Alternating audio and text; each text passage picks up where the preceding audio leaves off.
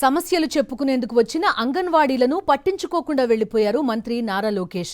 కృష్ణా జిల్లా పెనమలూరు పర్యటనకు వెళ్తున్న లోకేష్ కు సమస్యలు చెప్పుకునేందుకు పునాదిపాడు వద్దకు వచ్చారు అంగన్వాడీలు. రోడ్డు పక్కనే నిలబడి ప్లకార్డులు పట్టుకుని కనిపిస్తున్నా సరే అంగన్వాడీలను పట్టించుకోకుండా వెళ్లిపోయారు మంత్రి లోకేష్. దీనిపై అంగన్వాడీలు అసహనం వ్యక్తం చేశారు. ఎన్నికలప్పుడు జీతాలు పెంచుతామని హామీ ఇచ్చిన మాట ఇప్పుడు ఏమైందంటూ, ఆ హామీలు నెరవేర్చకుండా ముఖం చాటేస్తున్నారంటూ అంగన్వాడీలు ఆగ్రహం వ్యక్తం చేస్తున్నారు. పూర్తి సమాచారం అందిస్తారు మా కరెస్పాండెంట్ అశోక్. చెప్పండి.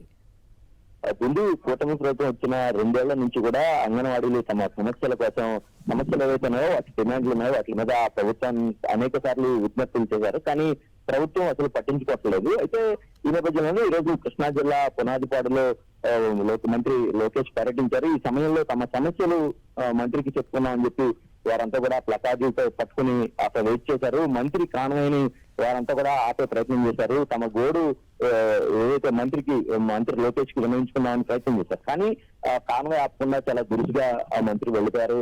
దీంతో అంగన్వాడీ ఎవరైతే ఉన్నారో వారంతా కూడా తీవ్ర ఆగ్రహం వ్యక్తం చేస్తున్నారు.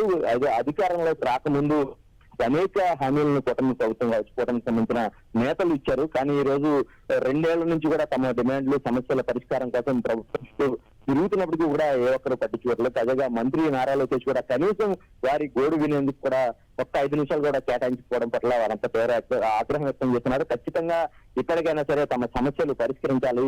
పరిష్కరించలేనప్పుడు మంత్రులు ఎందుకు తమకు హామీలు ఇచ్చారంటూ కూడా వారు ప్రశ్నిస్తున్న పరిస్థితి అయితే ఈ రోజు కనిపించారు.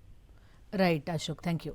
మరిన్ని అప్డేట్స్ కోసం ఛానల్ ను సబ్స్క్రైబ్ చేయండి. నోటిఫికేషన్స్ కోసం బెల్ ఐకాన్ పై క్లిక్ చేయండి.